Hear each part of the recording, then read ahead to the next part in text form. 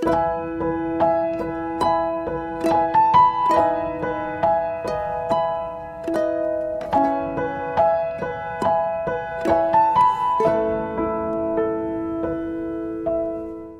terima kasih buat malam ini. Kami masih diberi kesempatan terus untuk mendengar firman-Mu, untuk terus kami mendapatkan kekuatan. Karena kami tahu bahwa hanya firman-Mu yang bisa mengubah kehidupan kami, yang memampukan kami untuk berjalan maju. Urapi bibir lidah hamba-Mu, berkati setiap telinga yang mendengar, biar semua kemuliaan itu kembali kepadamu. Di dalam nama Tuhan Yesus yang percaya berkata, amin ya. Shalom semuanya. Ada sukacita ya. Kita melihat bagaimana kehidupan Bu NN itu luar biasa ya. Tapi dalam perjalanannya, wah, Bu NN juga penuh bercucuran air mata ya. Kalau konseling sama saya itu, waduh, saya bilang harus kuat, harus semangat ya. Besok jatuh lagi, saya bilang harus kuat, harus semangat gitu ya. Tidak mudah saudara, tiap kali dia jatuh. Tapi kita percaya bahwa ketika kita tetap setia dengan prosesnya Tuhan, Tuhan tidak akan pernah mengecewakan saudara dan saya. Pasti ada jalan keluar, pasti ada pemulihan ya. Tadi saya khotbah di Victory Jakarta, saya cuma nyinggung sesaat. Kalau saudara tahu hidup ini adalah Kristus, nah Kristus itu sukanya proses. Sementara saudara dan saya sukanya hasil. Lah kalau hidup tentang Kristus, ndak boleh protes saat diproses. Karena kalau hidup tentang Kristus itu berbicara tentang apa yang menjadi kesukaannya, bukan kesukaan saudara. Saudara sukanya hasil, mujizat, berkat, pemulihan, ya, kaya, sehat, itu kita. Tapi buat Tuhan sukanya proses. Makanya kalau hidup tentang Kristus, hidup ini harus siap diproses. Nah, malam ini saya bukan membahas tentang proses, karena tadi sudah, nanti kalau YouTube-nya sudah keluar bisa didengar ya. Malam ini tentang bagaimana dibalik perkataan. Saudara jangan anggap remeh kuasa perkataan. Sampai firman Tuhan berkata, hidup mati dikuasai lidah, siapa yang suka menggemahkan akan makan buahnya. Jadi percayalah setiap saudara dan saya hari ini sejak mengerti hidup mati dikuasai lidah, berhati-hatilah dengan perkataan. Apapun itu, karena kita lihat 3 hal yang saya akan bahas ya. Yang pertama, perkataan itu berkuasa untuk membalik keadaan ya. Mungkin hari ini keadaan hidupmu susah, benar-benar susah. Tapi percayalah ada satu perkuasa yang hari ini tidak pernah saudara pikirkan, yaitu kuasa perkataan. Bilangan 14 ayat 28 selalu saya ingat, katakanlah kepada mereka, demi aku yang hidup, demikian firman Tuhan, bahwasanya seperti yang kamu katakan di hadapanku, demikian akan kulakukan. Apapun keadaan buruk, ketika hari ini kita mulai memperkatakan yang baik, maka mulai hari ini Tuhan akan melakukan seperti apa yang saudara dan saya katakan. Jadi, apa yang menjadi perkataanmu itu yang akan menentukan hari esokmu. Hari ini keadaanmu bisa dibalik dengan apa yang saudara tabur mulai dari perkataan. Karena kalau kita berkata misalnya usaha kita sepi ya, kita tiap hari jangan bilang berkeluh kesah, sepi, bangkrut. Suami kurang ajar, Duh, suami seperti ini mau apa?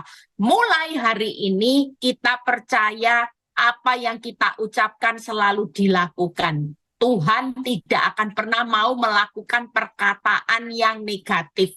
Makanya kenapa saya sering kasih rangkuman firman, karena kalau kita mengucapkan firman, maka firman itu akan berperang buat saudara dan saya.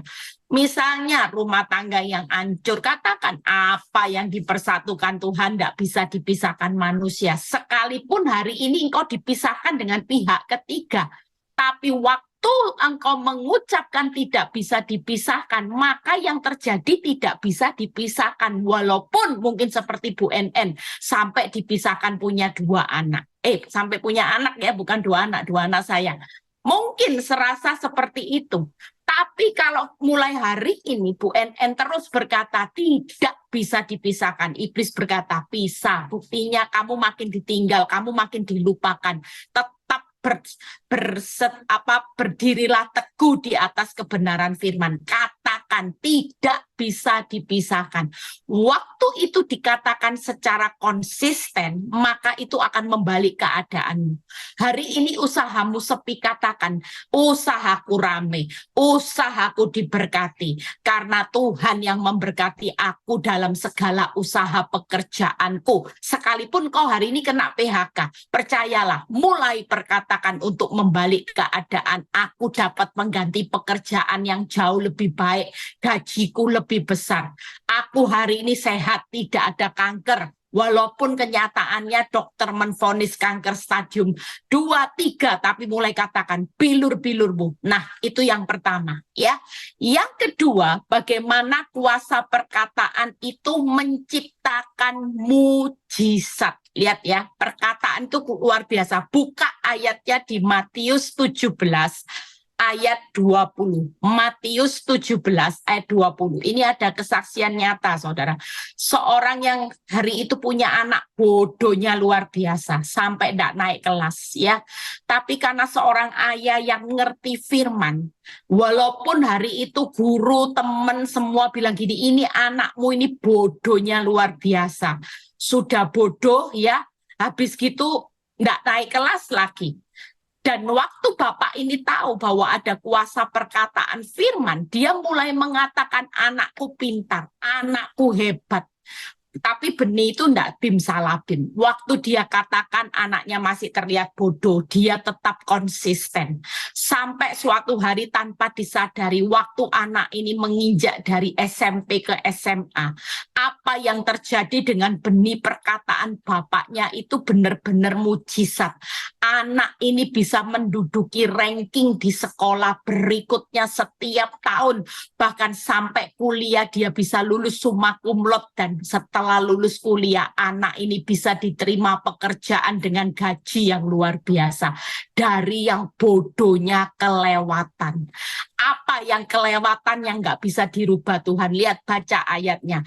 Ia berkata kepada mereka, karena kamu kurang percaya, sebab Aku berkata kepadamu, sesungguhnya sekiranya kamu mempunyai iman sebesar biji sesawi saja, kamu dapat berkata kepada gunung ini pindah dan tempat ini ke sana, maka gunung ini akan pindah. Dan ini yang luar biasanya, takkan ada yang mustahil bagi siapa, saudara? Bagimu. Artinya bagi kita yang mustahil hanya karena kuasa perkataan dan kita mempercayai perkataan ini pasti ada kuasanya, maka tidak ada yang mustahil bagimu. Mungkin menurut kita gunung bisa pindah, masuk akal enggak, saudara? Kita bisa nggak bilang gunung pindah? Bisa nggak? Nggak bisa. Tapi waktu kita hari ini percaya bahwa kuasa kita ini mengandung kuasa, ya, kita percaya bagi Tuhan tidak ada mustahil, sudah hal yang umum. Tapi bagi saudara dan saya tidak ada yang mustahil saat kita berkata sesuatu dan kita percaya Tuhan akan melakukannya, karena iman sebesar biji sesawi. Asal percaya saja apa yang kita ucapkan, maka sesuatu yang mustahil itu akan terjadi. Jadi sesuatu yang mustahil itu bisa terjadi ketika kita konsisten memperkatakan. Apa yang hari ini mustahil bagimu, perkatakan dengan percaya. Seringkali kita berkata, tapi asbun, asal bunyi, sudah dikatakan tokoku laris, tokoku diberkati. Tapi setelah ngomong diberkati, lihat kenyataan sepi mulai gini, Tuhan ini di mana ya? Kok rasanya tadi sudah dari tadi pagi ngomong, dari tadi pagi sampai jam 10 pagi sudah ngomong, sudah berdoa, tokoku diberkati, tapi kok enggak ada orang. Nah, ini perkataan yang tidak membawa dampak mujizat. Sekali kita punya iman sebesar biji sesawi, walaupun kita kecil, waktu kita berkatakan sesuatu, apalagi diperkatakan firman, katakan. Ambil ayat firman, berkat ada di atas toko orang benar. Berkat ada di atas usaha orang benar. Suamiku adalah imam yang benar. Aku percaya bahwa suamiku akan menjadi yang terbaik. Apa yang saudara katakan, walaupun suamimu brengseknya seperti apa, tapi waktu kita perkatakan, apalagi kalau perkatakan apa saudara? Dalam nama Tuhan Yesus. Wow, itu keren. Saya sering berkata gini, dalam nama Tuhan Yesus laut terbelah ya. Kemarin saya pelayanan di mana? Cari parkir itu susah saudara. Kalau nggak salah, di Jakarta ya. Dan tiba-tiba waktu sudah di depan lobi, rasanya sudah tidak ada parkiran semua. Saya cuma bilang gini, laut terbelah. Saudara tahu, bener. Ya mungkin kalau nggak salah saksinya itu Santi yang antar saya sama Emily. Dia bilang, waduh bener Bu, depan itu langsung ada parkiran terbuka. Tiba-tiba ada motor bisa keluar, saudara. Kita persis taruh di depannya lobi. Itu hal yang simpel loh. Hal yang sederhana. Seringkali kita ini lupa memperkatakan. Kan kita punya kuasa, apalagi kalau kita berkata, di dalam nama Tuhan Yesus, berkat atas tokoku pasti mengalir. Itu sudah satu kuasa.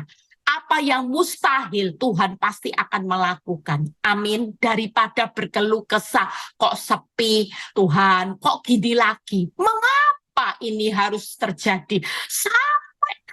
Tuhan, daripada kita berkeluh kesah, tidak punya kekuatan kuasa, lebih baik kita mulai memperkatakan firman, memperkatakan hal yang positif dengan yakin percaya di dalam nama Tuhan Yesus. Aku percaya, aku pasti diberkati, usahaku diberkati, aku pasti sehat, anak-anakku hikmat 10 kali lipat lebih pintar dari hikmat orang dunia, anak-anakku akan menjadi saksi Kristus. Percayalah, kita yang malam ini punya anak-anak yang mursal, yang berontak, anak-anak yang hari ini kurang ajar.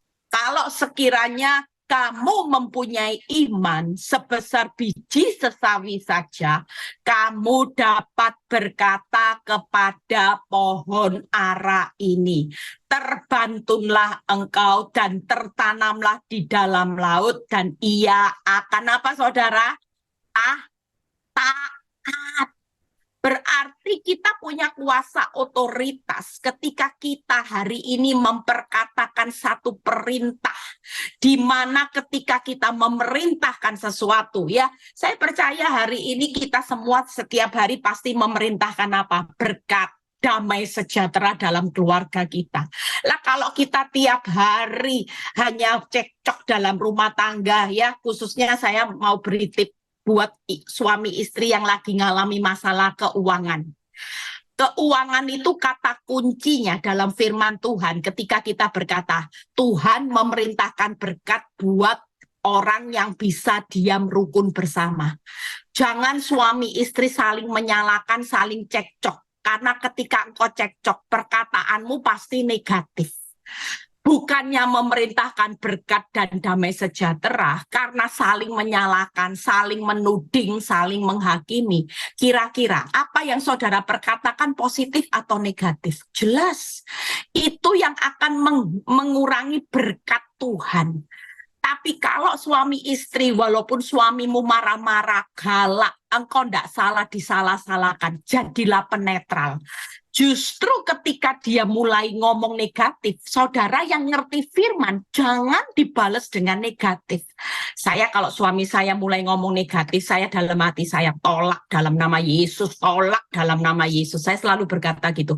Apalagi kalau suami saya mulai marah sama anak saya, dia mulai ngatain anak kok enggak tahu diri dan sebagainya. Saya selalu berkata gini, tolak dalam nama Yesus, anakku anak yang hebat, anak yang pintar. Kalau suamimu berkata, ini gimana? Usaha kita bangkrut, bangkrut, bangkrut. Kita mulai dalam hati punya kuasa untuk memerintahkan, untuk mematahkan setiap perkataan bangkrut, perkataan mati, perkataan hancur. Jangan ikut terpancing emosi, karena kita ini sebagai istri, sebagai penolong, atau saudara sebagai suami yang lebih mengerti firman. Kalau istri mulai ngomong negatif, anak-anak mulai ngomong negatif tentang kehidupan ini, mulai belajar. Anak saya kalau ngomong yang negatif, saya selalu saya bilang gini, tolak ya omongan kamu dalam nama Tuhan Yesus, itu tidak akan pernah terjadi. Ya, namanya anak zaman now lebih percaya Mbah Google.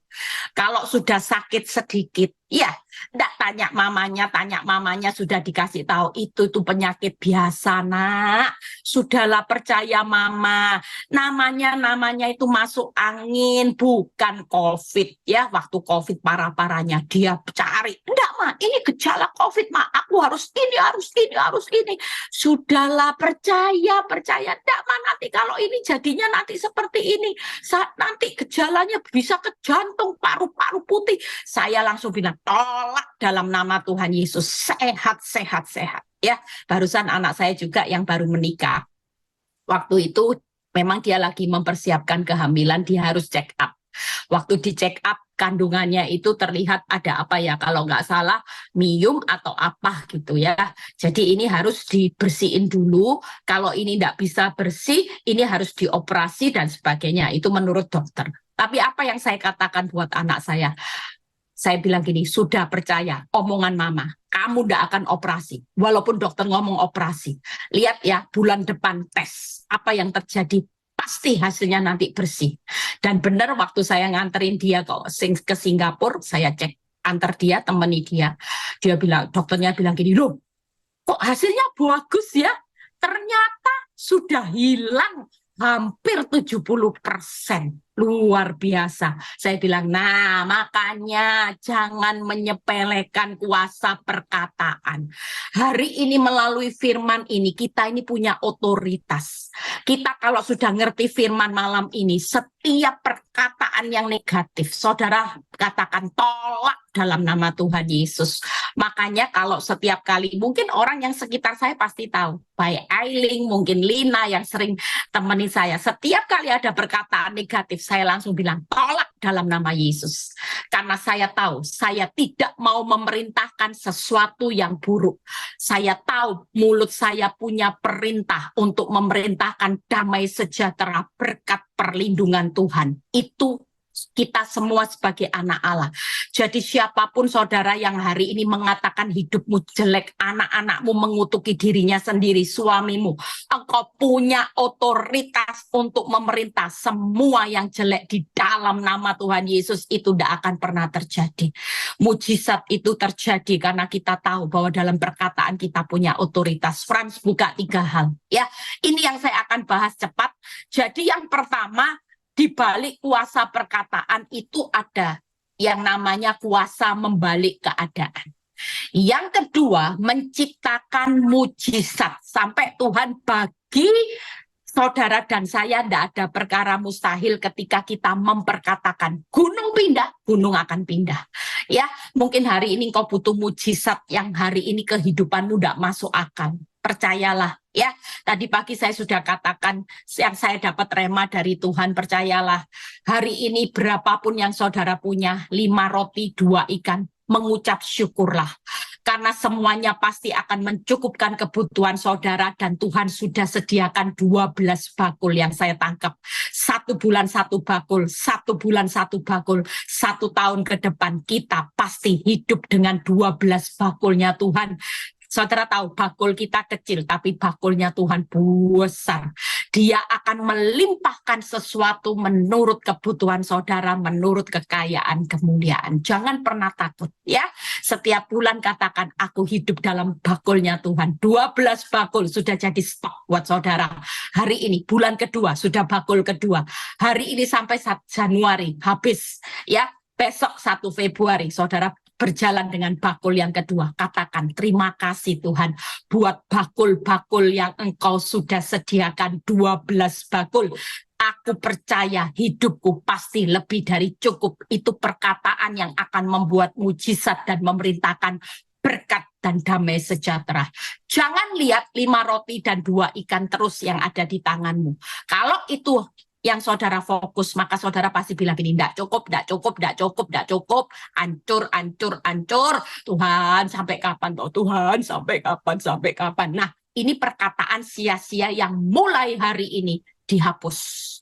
Kita tahu malam ini perkataan kita menciptakan mujizat dan memerintah. Ya, kita lihat satu persatu bagaimana membalik keadaan. Buka di Amsal 12 ayat 13 sampai 14 ya.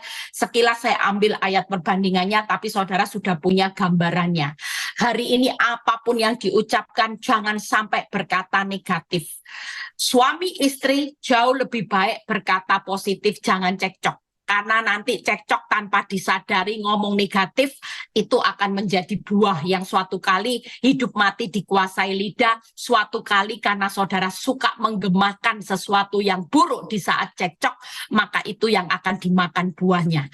Alangkah mulai hari ini kita memperkatakan yang baik. Yuk baca Amsal 12 ayat 13 sampai 14. Orang jahat terjerat oleh pelanggaran bibirnya. Lihat ya, pelanggaran bibir, hati-hati dengan bibir, hati-hati dengan ucapan, tetapi orang benar dapat keluar dari kesukaran. Hari ini apa yang saudara ucapkan itu yang menentukan terjerat atau saudara keluar dari kesukaran. 14. Setiap orang dikenyangkan dengan kebaikan. Oleh karena apa saudara? Saudara kenyang dengan kebaikan oleh karena apa? Buah perkataan. Jangan anggap sepele buah perkataan, karena itu yang akan menentukan hidup saudara dan saya. Nah, yuk kita lihat 3 hal. Buka Fran ya malam ini. Kalau yang mau sekitar nanti tanya jawab tentang perkataan, saya akan beri waktu. Yang pertama, membalik keadaan karena kita bebas dari jerat buah perkataan. Tadinya jerat jadi berkat. Anggap ya, ini membalik keadaan. Yang kedua, keluar dari kesukaran. Siapa yang hari ini ngalami kesukaran, nanti akan jadi kemudahan, akan jadi pemulihan karena buah perkataan. Ya, saudara yang kepingin keluar dari kesukaran, yuk selidiki, cek perkataanmu ada yang salah enggak? Kalau hari ini engkau suka menggerutu, mulai bertobat supaya kita segera keluar dari kesukaran. Yang ketiga, kita akan kenyang dengan kebaikan. Keburukan yang terjadi hari ini akan menjadi kebaikan demi kebaikan, karena mulai hari ini engkau punya kuasa membalik keadaan. Anggap ya, jadi bebas dari jerat perkataan, jerat jadi berkat, keluar dari kesukaran, dan kenyang akan kebaikan. Itu yang akan terjadi kalau kita hari ini mulai konsisten dengan apa yang kita ucapkan. Mulai banyak memperkatakan firman. Mulai banyak, kalau baca firman tiap hari, ada kata-kata yang luar biasa, itu mulai diucapkan. Mulai diucapkan buat dirimu sendiri. Aku orang benar yang hari ini kenyang kebaikan karena aku memperkatakan yang baik. Setiap kali itu kau katakan apa yang kau katakan baik, maka saudara akan dikenyangkan dengan apa yang saudara katakan. Ya, jadi bebas dari jerat buah perkataan kita. Mungkin saya dulu suka ngomong cerai. Saya ditegur Tuhan. Dulu kalau kamu bertengkar sama suami, dikit-dikit ngomong cerai. Waktu saya sadar, saya mulai hari itu meminta ampun sama Tuhan. Saya mulai minta ampun dan mulai belajar memperkatakan bahwa saya tidak akan bercerai. Saya tetap akan setia menjadi istrinya Pak Nyoto sampai maut memisahkan. Nah, itu mulai diperkatakan. Ya, yang berikutnya menciptakan mujizat. Yuk kita lihat ayatnya. Bagaimana yang pertama di Efesus 3 ayat 20. Ya, Efesus 3 ayat 20 itu yang berkata, ya, bagi Tuhanlah yang dapat melakukan jauh lebih banyak dari apa saudara? Yang saudara doakan, pikirkan ya. Apa yang hari ini menjadi doamu dengan perkataan yang positif, maka kita itu pasti akan menuai lebih. Tangkep ya. Jadi setiap kali kita berdoa, hati-hati. Jangan mulai memperkatakan yang negatif. Karena Tuhan melakukan jauh lebih dari yang saudara dan saya doakan. Jadi kalau kita mau lihat tuaian kita lebih, maka setiap kali saudara berdoa, percayalah Tuhan sedang melakukan apa yang saudara doakan. Makanya saya ngajari jemaat PD Victory, kalau doa ndak usah berkeluh kesah, langsung aja bilang gini, terima kasih Tuhan buat berkat yang melimpah, terima kasih buat kesehatanmu, terima kasih buat masa depan yang terbaik, terima kasih. Waktu kita mengatakan terima kasih buat keadaan yang belum terjadi, maka Tuhan melakukan, Tuhan bergerak. Makanya kalau kita mau menciptakan mujizat, perkatakan. Karena waktu kita berdoa dengan perkataan yang baik, maka Tuhan akan melakukan lebih dan saudara akan menuai lebih. Tangkap ya. Kalau Tuhan melakukan lebih, jelas kita akan menuai lebih dari apa yang kita ucapkan. Saudara cuman mungkin kebutuhan ya, ada kesaksian bagaimana ibu ini cuman butuh uang sejumlah, tapi karena ibu ini selalu bersyukur yang Tuhan sediakan itu lebih. Dia cuman butuh misalnya 1 juta, tapi Tuhan bisa menyediakan lebih dari yang dia butuhkan. Kenapa? Karena memang Tuhan melakukan lebih. Makanya tiap berdoa hari ini, nggak usah bersungut-sungut. Yuk mulai bersyukur aja. Terima kasih Tuhan buat berkat-Mu. Terima kasih buat kasih kebaikan-Mu atas hidupmu. Kesehatan, padahal saudara divonis kanker. Tapi mulai katakan terima kasih buat kesehatan-Mu. Nah, yang kedua, bagaimana Filipi 4 ayat 6. Apa yang kita lakukan kalau kita menciptakan mujizat? Menerima apa yang kita inginkan. Ya, yang pertama yaitu janganlah hendaknya kamu khawatir tentang apapun juga, tapi nyatakanlah dalam segala hal keinginanmu. Orang menyatakan segala hal keinginan itu lewat apa, saudara? Perkataan. Tidak mungkin saudara menyatakan keinginan saudara sama Tuhan tidak pakai bahasa orang bisu gini, nggak mungkin, Tuhan tidak ngerti ya. Kita pasti ngomong kan, keinginanku Tuhan, aku ini kepingin ini, tidak apa-apa.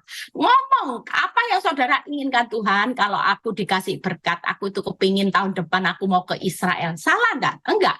Tapi lihat ya, kepada Allah dalam doa permohonan dengan ucapan syukur. Jadi kalau kita berdoa seperti yang saya ajarkan tadi dengan ucapan syukur, maka kita menerima apa yang kita inginkan. Anggap ya, jadi mulai hari ini kalau kita khawatir, ndak usah banyak keluh kesah, ndak usah banyak bersungut-sungut, tapi nyatakanlah dalam segala hal keinginanmu lewat permohonan dengan ucapan syukur. Orang menyatakan keinginan, permohonan, itu pasti butuh perkataan. Perkataanmu hari ini, Tuhan, kalau boleh tahun depan saya punya rumah, tapi jadilah kehendak-Mu. Aku tetap mengucap syukur kok. Walaupun hari ini rumahku yang masih kontrak, rumahku masih RSS kecil, tapi aku bersyukur. Kalau memang Tuhan izinkan aku menikmati rumah yang jauh lebih besar, bagi Tuhan tidak ada perkara mustahil. Terima kasih Tuhan buat berapapun berkat yang Tuhan berikan. Itu akan menjara apa yang jadi keinginan saudara. Amin. Saudara yang punya keinginan jangan paksa. Yang penting saudara ngomong dengan ucapan syukur, jadilah kehendak-Mu, maka saudara akan menerima. Itu mujizat ya. Permohonan keinginan kita kalau dijawab Tuhan itu mujizat. Nah, yang ketiga mujizat. Buka Yesaya 50 ayat 4a. Yesaya 50 ayat 4a. Perkataan kita dipakai untuk apa, saudara? Tuhan Allah telah memberikan kepadaku lidah seorang murid, supaya dengan perkataan aku dapat memberi semangat yang baru kepada orang yang letih lesu. Malam ini buat saudara yang ngerti firman, kita ini punya lidah siapa? Seorang murid. Kalau ada orang stres, depresi, jangan ditakut-takuti. Jangan dihakimi, memang kamu ini dosa, selidiki, kamu pasti dosa. Kenapa kamu kanker? Kamu pasti banyak dosa. Sekali lagi, lidah seorang murid, kalau kita keluarnya cuman penghakiman, maka orang yang dengar bukannya mendapat kekuatan, malah drop, saudara. Mungkin gara-gara saudara omongi negatif terus, harusnya dia sembuh menjadi semangat, jadi kesaksian, malah mati, saudara. Gara-gara apa yang saudara ucapkan dengan kanker karena dosa, kamu harus kembali dan sebagainya. Harusnya dia bangkit dan dia sembuh dengan hati yang gembira. Tapi karena lidah seorang murid tidak jalan, akibatnya yang dengar bukannya sehat, malah imannya drop, kesehatannya drop, hatinya susah, cepat mati. Makanya kita ini sadar, kita ini punya lidah seorang murid. Apa mujizat yang bisa kita buat lewat perkataan? Membangkitkan semangat orang yang putus asa. Waktu kita bawa orang putus asa jadi semangat dan dia pulih, itu kita sedang mengirimkan loh, upah kita besar di surga. 1 jiwa pulih, Tuhan dan seluruh malaikat surga bersorak-sorai. Sadarilah di dalam mulut kita ini lidah seorang murid. Hari ini kalau ada orang susah, dinasehati, diberi kekuatan Injil, diberi semangat. Ayo jangan lemah, kita berjuang, kita akan punya iman, bisa pindahin gunung. Jangan ngomong negatif mulai hari ini. Ayo kita sama-sama, kita masih punya kekuatan doa, kekuatan iman. Saudara masih punya lidah seorang murid yang membuat orang yang putus asa hari ini jadi bangkit. Dan ini diperhitungkan Tuhan sebagai mujizat. Mana ada orang di akhir zaman kalau kita nggak peduli, semua pada susah. Boro-boro mau peduli sama orang yang susah, wong saya sendiri hidup susah. Nah ini salah. Waktu kita susah, ya ini pengalaman hidup saya. Waktu saya susah, saya ngalami masalah dengan rumah tangga saya yang hancur. Tapi ketika saya belajar mempunyai lidah seorang murid memberikan nasihat, di situ saya menikmati banyak kekuatan yang Tuhan berikan.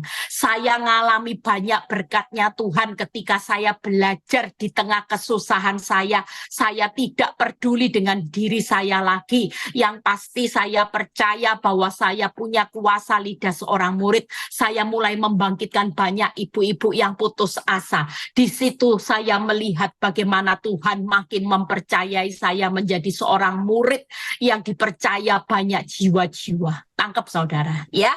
Jadi mujizat itu 3 hal ya. Yang pertama tadi apa saudara? Melihat hasil, nuai hasil yang lebih. Ya, melihat hasil yang lebih, menerima apa yang menjadi permohonan keinginan kita dengan ucapan syukur. Yang ketiga akan membangkitkan semangat orang yang putus asa. Tidak perlu obat penenang, tapi karena lidah kita dipakai oleh Tuhan, maka kita bisa memenangkan banyak orang. Itu mujizat, saudara ya. Itu jauh lebih mujizat kalau saudara bisa bawa jiwa-jiwa. Yang terakhir, bagaimana mempunyai otoritas. Yuk kita lihat 1 Petrus 3 ayat 10. Setelah ini kita selesai ya.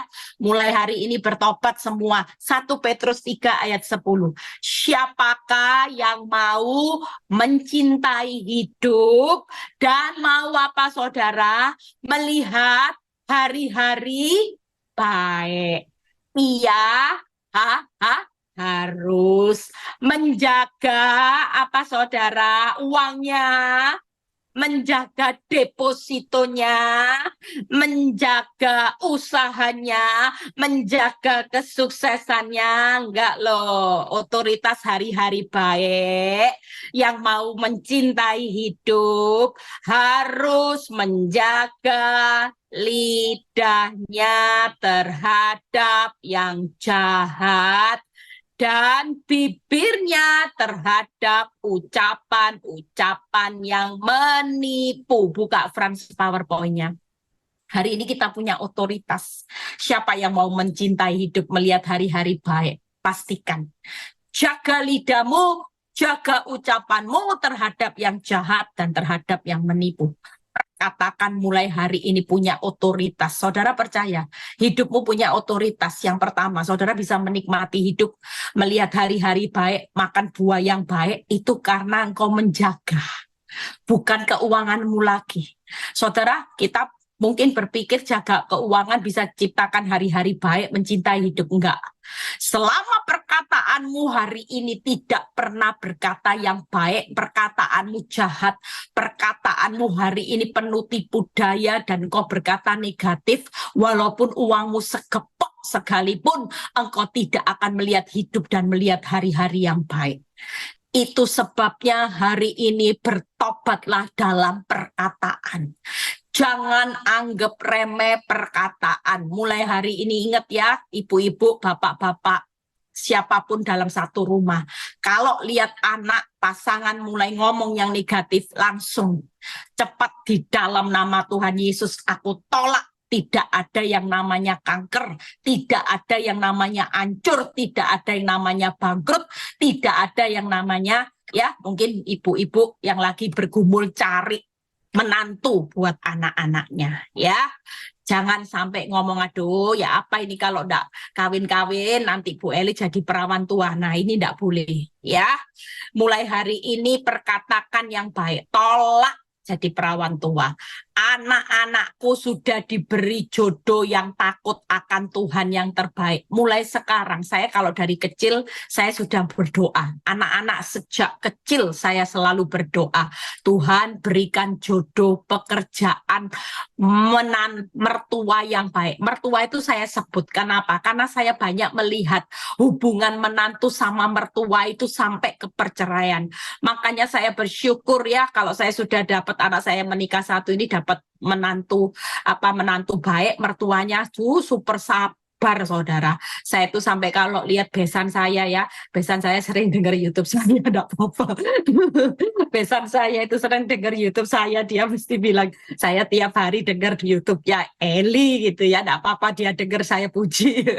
Ya saya sampai dalam hati saya gini, kok ada ya orang sabar. Nah itu kenapa? Karena kita mulai anak-anak dari kecil, saya selalu ngomong terima kasih Tuhan buat masa depan anak-anak saya yang baik, jodoh yang baik, walaupun masih kecil loh mereka, jodoh yang baik, mertua yang sabar, yang baik, itu saya ucapin saudara.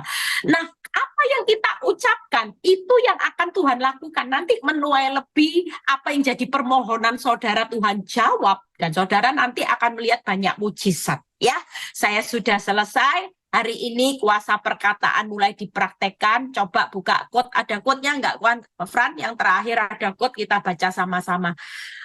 Yuk kita baca bagaimana malam ini. Nah ini kita baca yuk. 1, 2, 3. Perkataan kita menentukan hidup kita di masa depan. Tuhan Yesus memberkati. Saya doanya nanti setelah tanya jawab ya. Yuk, siapa yang mau tanya jawab saya beri waktu, ya mungkin 1-2 pertanyaan, setelah itu baru kita tutup dalam doa ya. Tuhan Yesus memberkati. Ini sudah ada yang langsung bertanya ini ya. Bu Eli mau bertanya, selama ini saat suami selingkuh dan punya anak satu, teman-teman gereja nggak ada yang tahu. Tapi karena wanita tobat itu mengumbar kemesraan dengan suami dan anaknya di media sosial, nah akhirnya teman gereja tahu sekarang tentang suami. Banyak teman yang mencibir dan menghakimi saya. Suami tinggal di luar kota karena pekerjaannya. Sikap saya dan anak-anak dengan guncingan orang-orang gereja ya, itu harus gimana sikapnya supaya ya menghadapi guncingan dari orang-orang gereja katanya Bu. Silahkan Bu. Ya. Menurut saya tetap tenang Ibu, jangan sampai terpancing. Apapun yang di luar kita nggak bisa kendalikan. Ya, kita sudah baik pun orang yang ngatain kita. Saya dulu pernah ngalami posisi seperti itu. Saya nggak pernah ngomong apa-apa, tapi wanita tobat itu posting di sosmed mulai kehamilan, ya, yang namanya USG bayi, foto pre-wedding dan semuanya sampai satu kota Surabaya heboh. ya. Yang namanya gosip, semua penghakiman banyak, bahkan tidak hanya gosip penghakiman, beberapa orang teman saya bilang, kamu tahu orang ini kan tidak suka sama kamu, tahu kamu disyukur-syukurin, kapok kapok, rasain, tidak apa-apa ya.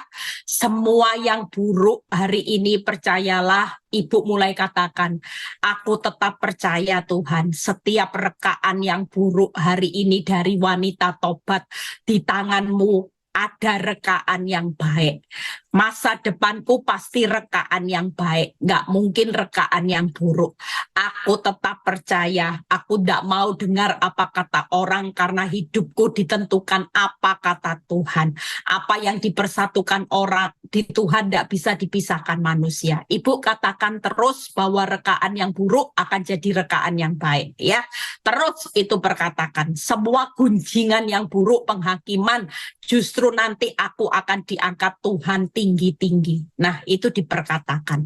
Jadi jangan mikiri yang negatif, tidak apa-apa. Saya ngalami itu, saya waktu itu berdoa sama Tuhan. Tuhan, kenapa Tuhan izinkan sampai saya di kasus yang terjadi dalam rumah tangga saya sampai Surabaya banyak orang tahu. Tuhan cuma bilang gini, nanti kemuliaannya akan luar biasa. Semakin banyak orang tahu, semakin banyak orang kepoin kamu, nanti orang akan kagum bukan dengan kehebatanmu, tapi dengan caraku memulihkan rumah tanggamu yang heboh ini. Makin banyak view-nya nanti, ya. Tidak apa-apa Ibu, berarti Ibu dan suami dan anak-anak akan dipakai Tuhan luar biasa. Karena yang tahu makin banyak, tidak akan sutradaranya mempermalukan dirinya sendiri. Ya, tenang aja Ibu, makin banyak orang tahu, Tuhan akan makin melakukan perkara yang besar. Tuhan Yesus memberkati. Kemudian ini, Bu Eli, bagaimana kalau keputusan kita untuk nurut sama Tuhan dipertanyakan banyak orang dan dibodoh-bodohkan? Ini biasa ya, dibilang mau sampai kapan seperti ini, bagaimana saya harus bersikap. Nah, dan suami sudah blok semua. Ya, memang itu kadang-kadang orang seperti itu. Gimana tuh Bu Eli ya, orang itu selalu bodoh-bodohin kita gitu. Silakan Bu. Ya, saya punya pengalaman itu ya. Tidak apa-apa, bodoh kan ada firmannya, apa yang bodoh dipilih bagi dunia dipilih oleh Tuhan. Ya memang Tuhan tidak pilih, bersyukur, bilang aja ya, puji Tuhan, Tuhan pilih saya yang bodoh, tidak pilih kamu. Kita yang bodoh itu dipilih Tuhan loh, tidak apa-apa ya. Jawab aja santai, kalau saya dulu ditanya, kamu bodoh, tidak apa-apa, bodoh itu kan di mata kamu bodoh, tapi di mata Tuhan, Tuhan acungin saya jempol. Kenapa? Karena waktu saya bodoh, bukan karena saya bodoh, karena saya mau taat dengar-dengaran apa kata Tuhan. Kan kita nggak boleh cerai, ya kita harus menyenangkan hati Tuhan. Lah kalau kita mau cerai kan itu kita dengar apa kata hati kita sendiri, apa kata orang yang mengatakan kamu bodoh karena kamu masih muda, kamu masih bisa menentukan masa depanmu. Banyak orang yang cerai juga dapat lagi menikah yang baik. Ya itu kan pilihanmu, tapi sekali pilihanku enggak. Aku nggak mau dengar opini orang. Yang aku tahu Tuhan benci perceraian, Tuhan menghormati perkawinan, aku mau setia sama suamiku sampai maut yang memisahkan, karena aku mau membuktikan aku setia dengan perintahnya Tuhan. Oh, itu jawaban yang keren, saudara. Saya selalu jawab itu. Orang sudah tidak bisa jawab apa-apa ketika saya bilang, ya saya mau setia sama Pak Nyoto sampai mati, karena saya mau setia sama Tuhan. Apapun yang terjadi, saya mau setia taat sampai mati sama Pak Nyoto, karena saya mau taat dengan perintah Tuhan, bahwa hanya sampai maut. Itu aja jawaban ya. Percayalah kalau kita jawabnya seperti itu, firman Tuhan itu nanti akan bela saudara yang akan hari ini menghidupi kebenarannya ya. Tuhan Yesus memberkati. Oke, sudah dijawab lagi ya. Nah, ini ada pertanyaan lagi. Gimana sih caranya melepaskan pikiran negatif itu, gimana ya? Kok rasanya perlu tips yang khusus kayaknya ya, menghilangkan pikiran negatif itu harus seperti apa Bu? Seringkali saya bilang, sesuatu yang negatif pikiran tuh pasti bukan dari Tuhan. Karena kalau Tuhan tuh kan pasti bilang nih, pikirkan yang baik, yang manis, yang sedap didengar, yang mulia, ya. Jadi kalau saudara mulai berpikir negatif, cepat di-switch. Saudara punya keputusan loh. Karena peperangan segala sesuatu tuh areanya di pikiran.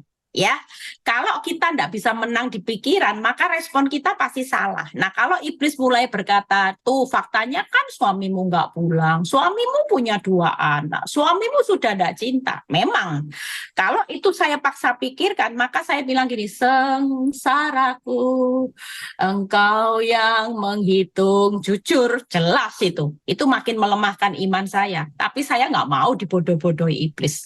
Waktu pikiran negatif sesuai dengan realita yang terjadi, saya bilang gini, nggak apa-apa, hidupku hanya oleh karena percaya, dan Tuhan tidak pernah jawab pergumulan saya berdasarkan fakta, walaupun faktanya hancur, cur-cur, bonyok, tapi ketika saya percaya saja, mujizat pasti terjadi, karena orang benar hidup oleh percaya, bukan melihat.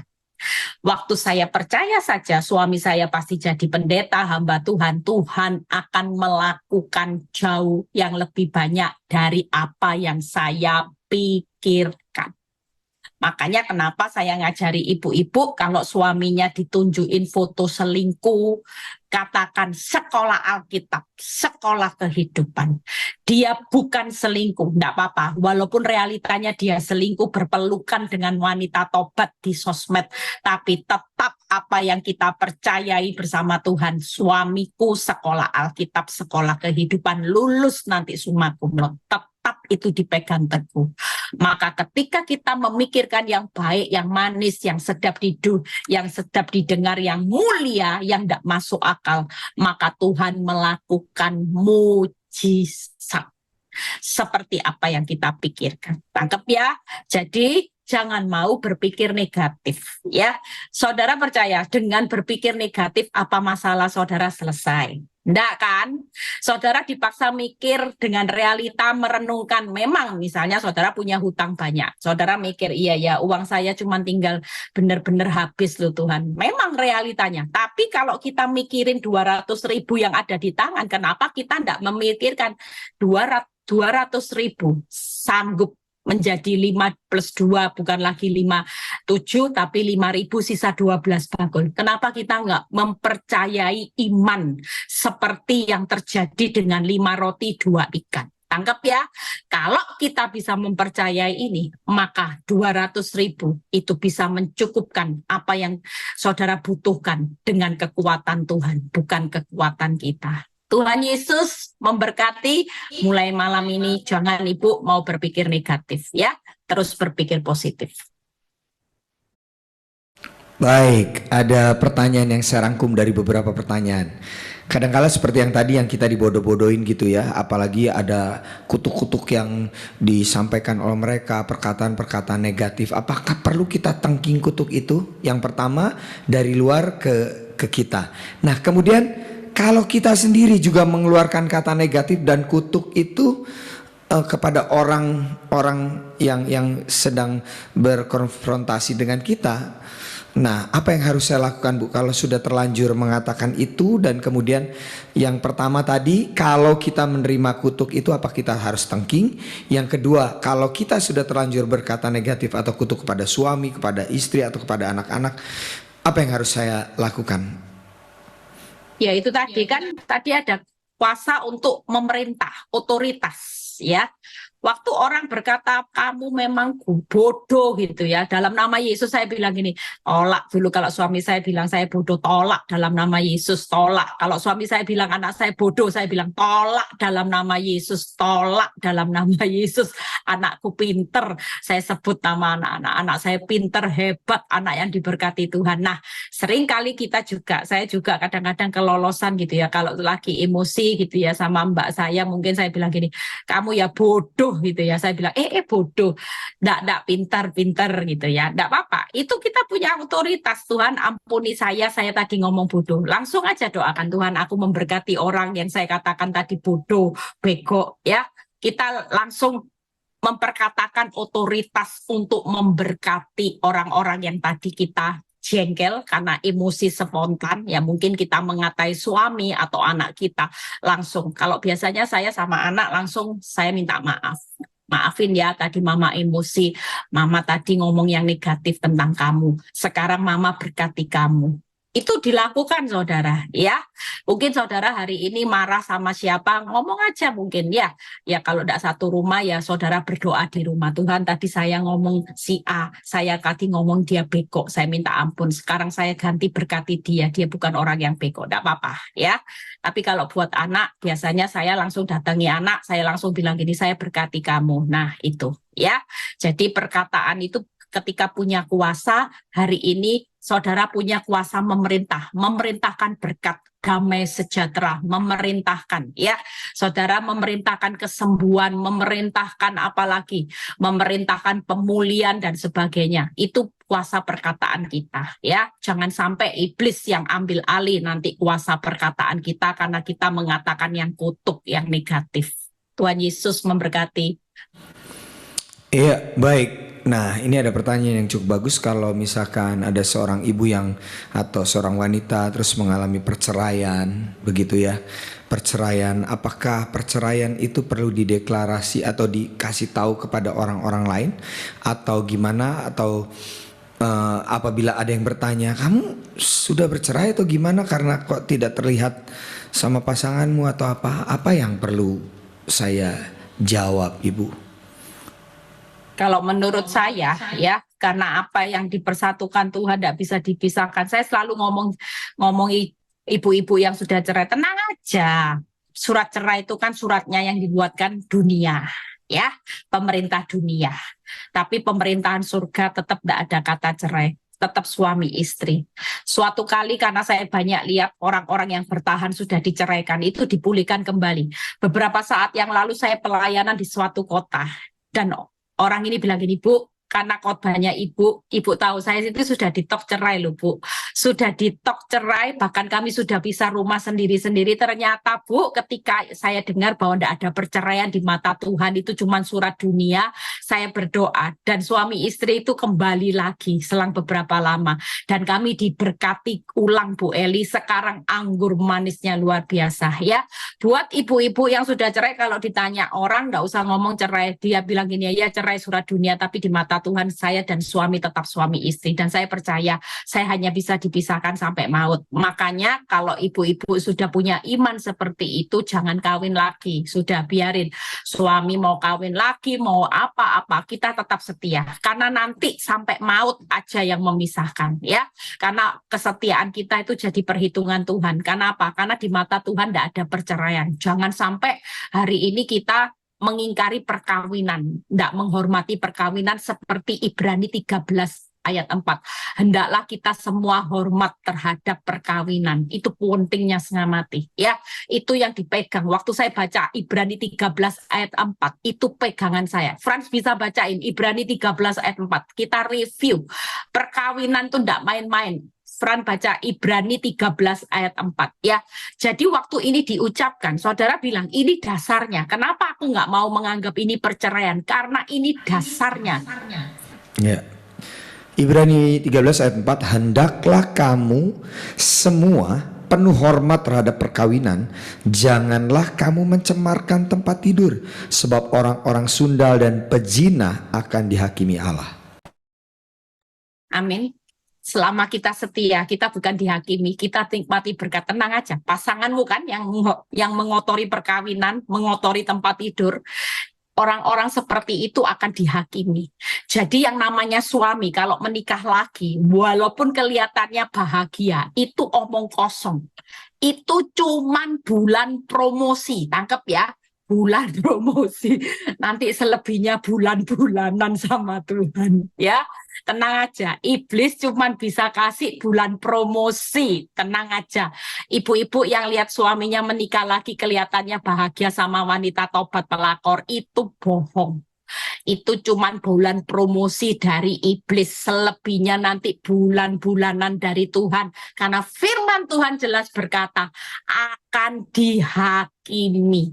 Sementara kita yang jadi istri bodoh ya, setia sama suami yang sudah punya anak dan sebagainya, kita akan diberkati oleh Allah sampai anak cucu. Makanya ibu-ibu setia sama suami, nggak usah butuh tati tayang, sudah kasihnya Tuhan lebih dari cukup. Nanti berkatnya Tuhan, mereka berdua dihakimi. Saudara kalau menikah lagi juga, kita juga nanti bayar harga. Karena apa? Hendaklah kamu semua penuh hormat. Sampai dikatakan penuh, itu berarti tidak main-main. Jangan mengotori tempat tidur. Kalau kita hari ini sudah ditinggal pasangan, jangan cari pasangan lain. Alangkah jauh lebih baik bertahanlah, supaya berkat Tuhan juga penuh melimpah atas orang yang penuh hormat terhadap perkawinan. Tangkap ini ya ibu-ibu, pegang. Bapak-bapak juga yang ditinggal selingkuh istrinya. Biasanya bapak-bapak saya pernah konselingi. Bu, saya dibilang bodoh. Orang laki kok setia sama istri. Laki itu ya, begitu istri selingkuh gampang kawin lagi. Banyak orang yang antri. Nah ini yang bahaya ya. Jangan dengar itu. Lebih baik kita menikmati berkat Tuhan yang penuh daripada dihakimi oleh Allah ya. Tuhan Yesus memberkati. Ya, sudah dijawab lagi ya. Jadi buat Anda yang tadi sudah diputus cerai pun nggak usah pasang status juga ya. Aku sudah sendiri loh. Itu jangan, nggak usah ya. Baik, baik. Nah, ini yang terakhir aja Bu ya, yang terakhir. Ini pertanyaan yang sering diajukan tapi memang sulit dikerjakan. Tentang pengampunan. Tipsnya yang paling ampuh itu katanya apa sih untuk bisa mengampuni begitu ya, itu ya pasangan kita terutama. Silakan Bu Gembala. Kalau menurut saya tips yang paling ampuh karena kita sadar bahwa kita juga diampuni oleh Tuhan. Terus kita ini sebagai anak Allah, itu kemarin khotbah saya yang buat apa sakit hati itu didengar ya. Kenapa sih? Karena kita jangan sampai dianggap pembunuh manusia, kita tidak dapat tempat kekekalan, Allah itu enggak tinggal dalam hidup kita, karena kalau kita sakit hati, kita ini hidup dalam gelap. Lah terang dan gelap itu nggak mungkin bersatu. Saudara, waktu kita sakit hati, kita itu sedang memasang tembok. Ya, kita sedang memasang tembok jarak antara saudara dengan Tuhan. Rugi enggak? Rugi. Makanya jangan pernah mau itu secara dari kacamata Tuhan kita dianggap pembunuh manusia. Lah kita sendiri secara lahiriah kita juga ngalami kerugian. Nanti ada sakit, tulang-tulangnya ngalami kelemahan. Doa-doa kita juga akan terhalang. Kita ini banyak loh ruginya kalau sakit hati. Makanya kalau kita sudah tahu ruginya banyak, sampai itu akan menutup jalan keselamatan kita, lah buat apa kita hari ini kok bertahan dengan sakit hati, tanda tanya, tanda seru. Alangkah jauh lebih baik kalau disakiti hati, senyum ibu-ibu, kasih senyum Pepsodent, ting ting, nah, tiap kali ting dapat berkat saudara ya. Tuhan Yesus memberkati. Zaman sekarang jangan pernah sakit hati ya. Rugi ibu-ibu, rugi bapak-bapak juga. Walaupun sakitnya, percayalah, makin disakiti Raja Tega, Tuhan makin berkati saudara berlimpah-limpah. Itu pasti ya. Rasa sakitmu sedang diperhitungkan, air matamu ditampung sama Tuhan. Nanti suatu kali yang nyakiti saudara itu akan terima cawan murka, saudara ditampung, saudara akan dicurahkan cawan berkatnya Tuhan. Tuhan Yesus memberkati.